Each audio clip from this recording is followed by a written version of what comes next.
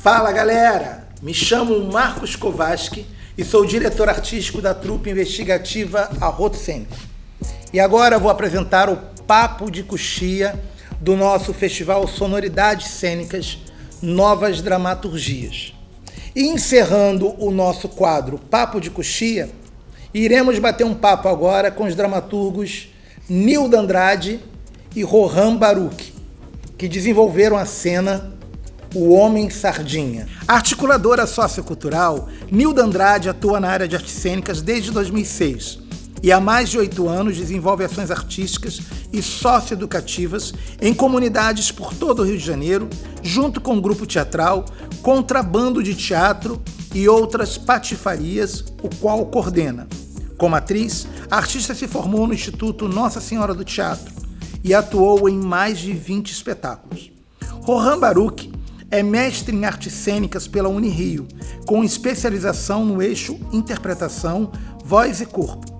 É professor na Escola de Atores Wolf Maia. Em 2020 foi contemplado pelo edital Prêmio Funarte Arte em Toda Parte, sendo o primeiro lugar na categoria Teatro, Treinamento Vocal. Bom, primeiramente queria dizer para vocês que nós da trupe estamos muito contentes em poder contar com a participação de vocês dois na programação do nosso festival Sonoridades Cênicas Novas Dramaturgias. E para abrir o nosso Papo de Coxia, eu queria saber de vocês o seguinte: quais são para vocês dois as maiores diferenças entre escrever um texto longo para teatro, né, um espetáculo grande, e escrever uma cena curta para um formato de podcast?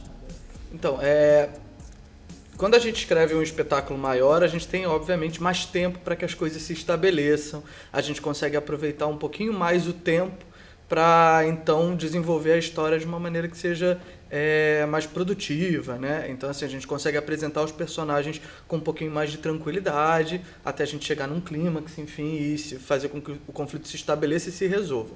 Num texto curto, a gente precisa condensar tudo isso para a gente não perder muito tempo.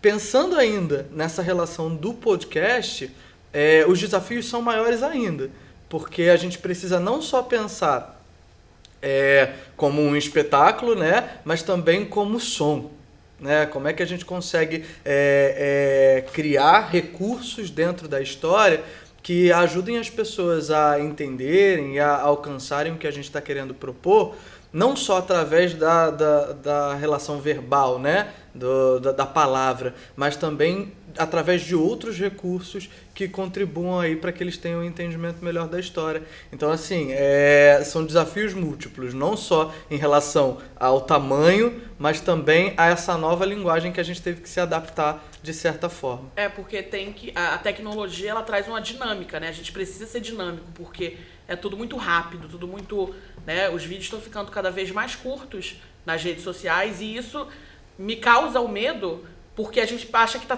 sendo tudo muito longo, mas é o tempo da coisa. E aí a gente teve que criar esse dinamismo, né? Essa coisa de como é que a gente vai dar o tempo, porque não é o tempo do teatro, é um outro tempo que a gente está se apropriando agora, né? Na verdade, está tateando para entender esse tempo. Porque é muito fácil as coisas ficarem muito ralentadas na internet. Como fazer para prender a atenção das pessoas, né? Exatamente. Porque, enfim, tem o podcast, que é o arquivo em áudio, né? Que as pessoas vão poder só ouvir. E ainda teve a produção do vídeo, né? Então, nesse caso, são duas coisas assim muito diferentes, né? Que a gente teve que se adaptar bastante. Agora me diz o seguinte: como é o processo de uma cena escrita a 4 mãos, né? Que foi como vocês desenvolveram a cena do texto O Homem Sardinha? Na realidade, o texto, né? A gente sempre trabalhou junto, né? E aí, numa dessas idas para o trabalho, eu vi uma imagem, né? Uma ilustração. E aí era uma ilustração de um cara no hospital com uma mulher, enfim. E aí eu falei, pô, interessante. Aí eu comecei meio a pensar em algumas histórias e aí comentei com o Juan. E aí eu fui dando a ideia e ele foi destrinchando, né, essa ideia. Ele foi separando o que era mais interessante e aí que começou o processo de escrita do texto, né? Mas foi a partir de uma ilustração que eu pensei, pô, isso aqui. Ele falou, pô, legal. E aí a gente foi, e aí depois ele fez a costura, né? Porque a amarração da coisa toda, né? Foi ele que fez.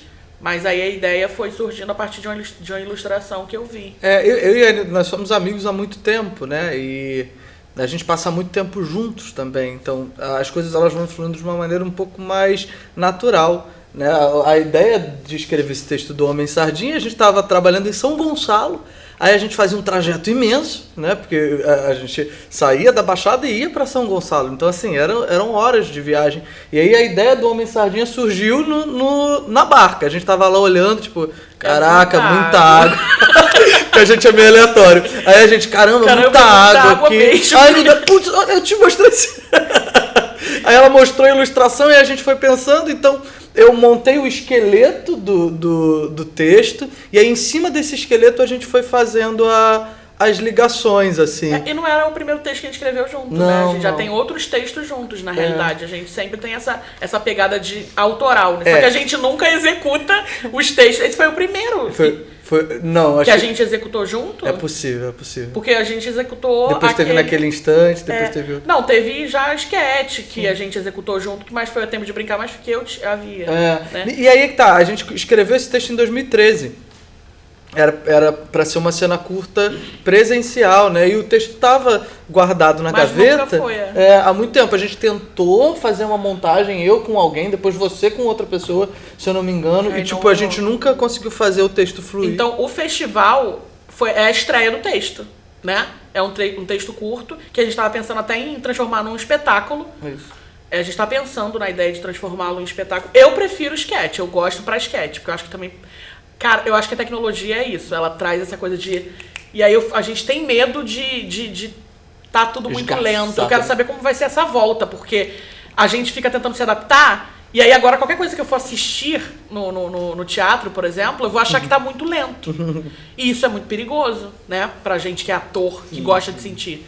Então, assim, o festival ele é muito importante também pra gente ter essa noção, né, de como voltar aos palcos sem estar nos palcos, né? E aí é esse novo formato, que é teatro, mas também não é, porque tem tecnologia. Então, é isso. Aqui foi a estreia do texto, foi agora, e a gente pretende ir pra frente. Mas, assim, muito legal ter guardado esse texto esse tempo todo pra, no momento pandêmico, né, a gente colocar ele, assim, pra jogo. Como é que tem sido o processo criativo de vocês dois durante esse período de isolamento? E vocês dois acham que todo esse contexto que estamos vivendo vai impactar as novas produções teatrais pós-pandemia? Eu acho que o impacto ele já é visível, né? A gente está numa pequena retomada, mesmo ainda estando num período de pandemia, a gente já vê uma pequena retomada aí das apresentações presenciais, obviamente com uma limitação grande assim da plateia. Mas a gente já percebe, né, nessas novas produções as adaptações que a gente precisou acabar fazendo, né, durante esse tempo que a gente ficou parado e teve que também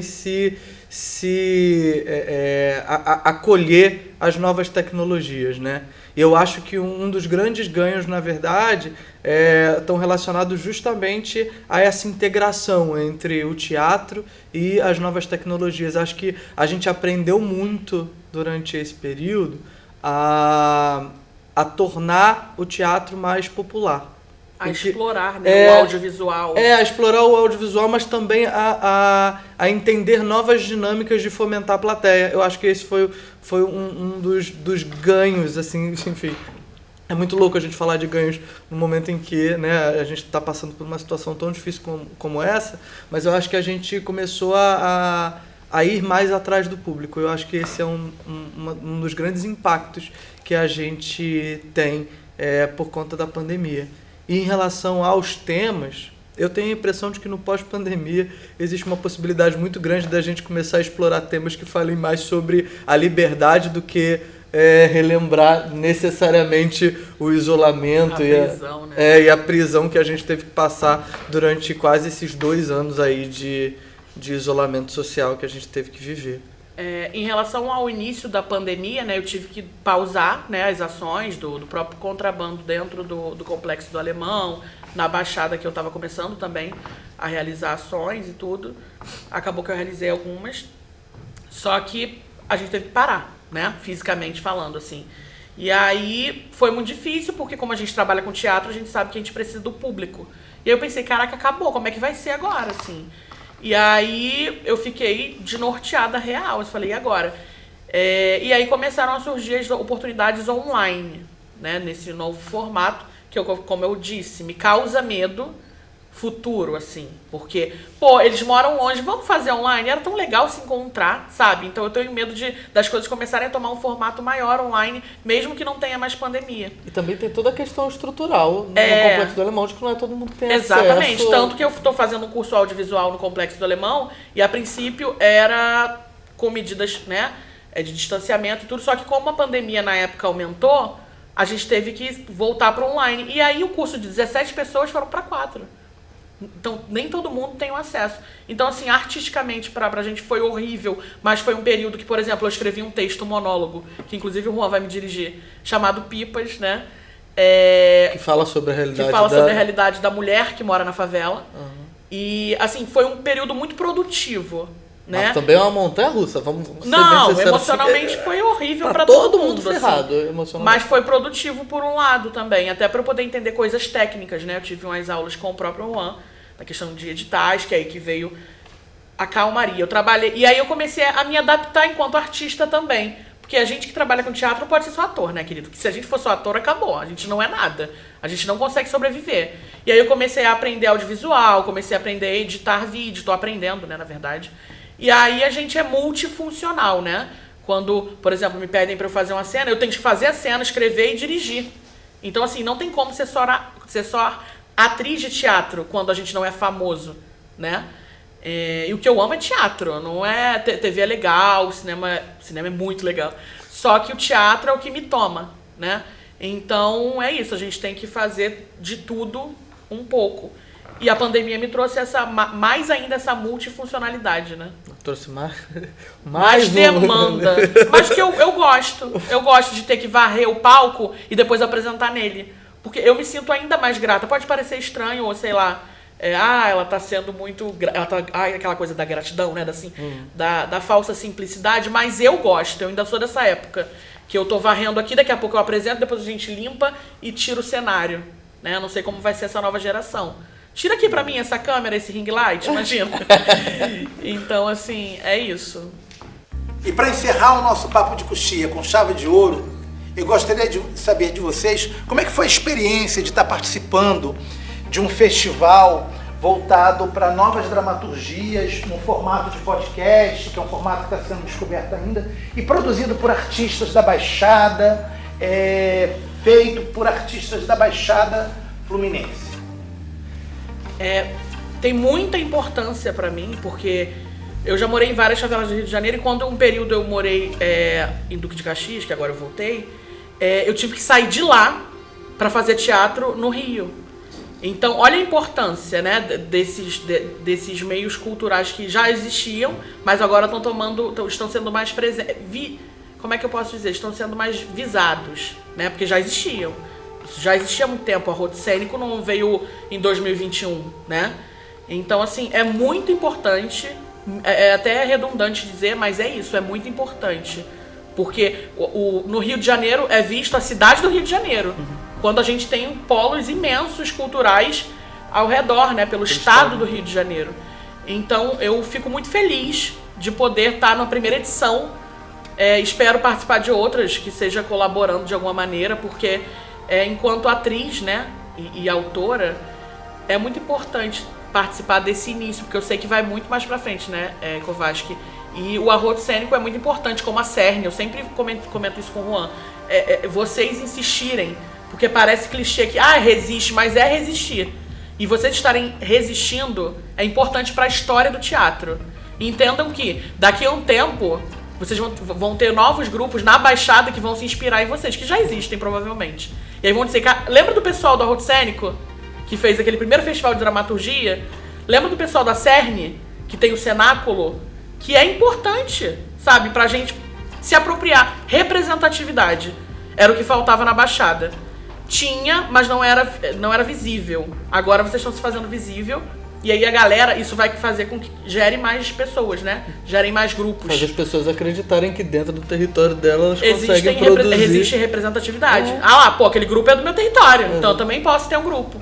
E essa inspiração é do caraca, né? Pô, eu comecei fazendo teatro com 8 anos em Nilópolis, né? E eu era de São João de Meriti. Em São João de Meriti a gente não tinha uma efervescência cultural assim tão bacana, né? Não tinha oficinas e tal, ou pelo menos a gente não conseguia ter notícia desses lugares. Eu tinha que vir para outra cidade do lado para conseguir fazer teatro, e fiquei fazendo teatro durante um bom tempo aqui, né?